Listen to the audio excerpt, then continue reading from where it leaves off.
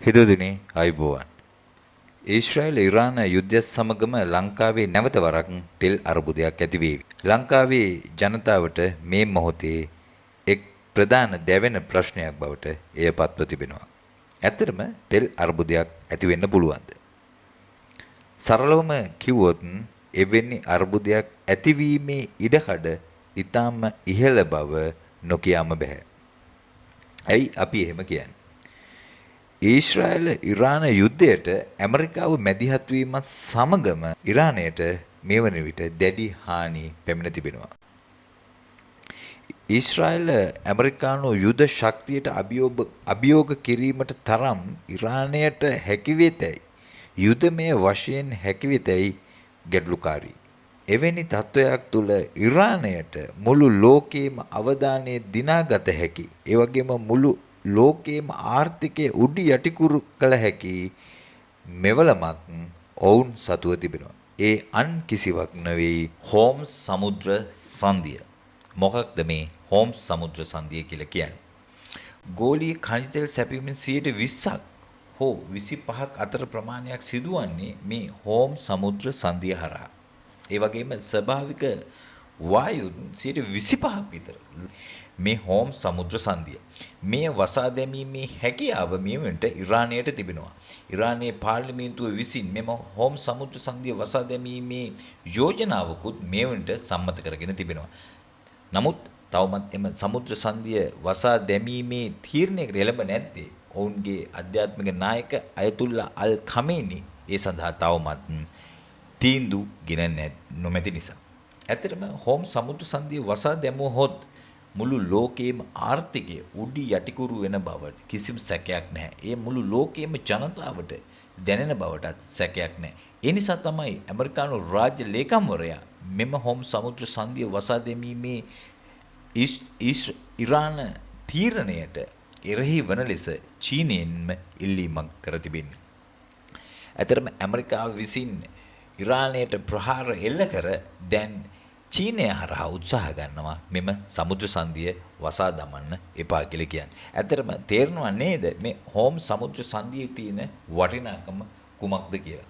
ඇත්තටම මේක ලංකාවට කොහොමද බලපාන්නේ?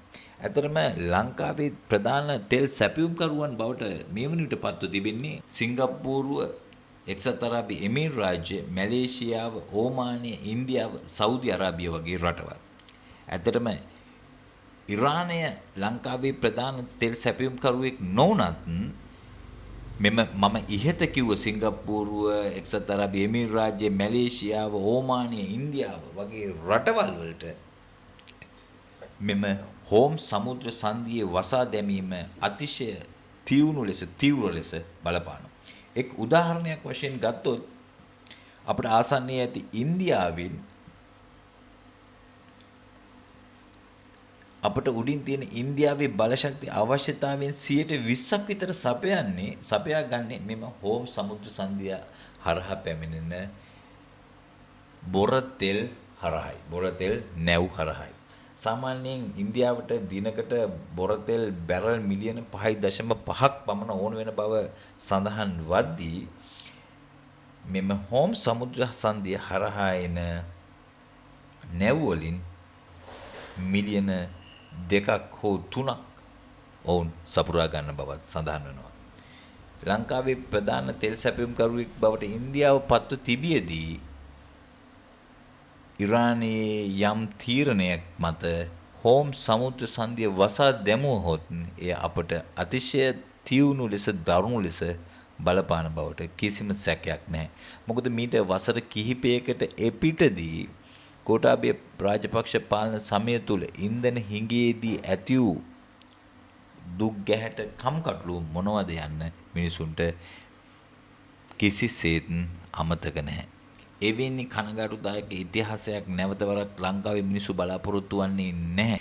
නමුත් පවතින තත්ත්වය අනුව එවැනි දෙයක් වීමේ තියෙන ඉඩකඩ කිසිසේත් අපිට බැහැ කරන්න බෑ. බලශක්ති ඇමති කුමාර ජයකොඩි මහතා සහ කංජ තෙල් සංස්ථාවේ සභාපති ආනන්ද රාජකරුණා මහතා මේ ඇති වී තිබෙන තත්ත්වය සම්බන්ධයෙන් මාධ්‍ය සාකච්ඡාවක් අම්මතමින් සඳහන් කරේ මෙවැනි දැඩි අනතුරක් නැති බව වුවත් මේ පවතින තත්ත්වය හරි ලෙස විශ්ලේෂණය කිරීමේදී ලංකාව තුළ තෙල් අර්බුදයක් මතුවීමේ ඉඩකඩ බැහැර කරන්න කිසිසේත් හැකියාවක් නැහැ.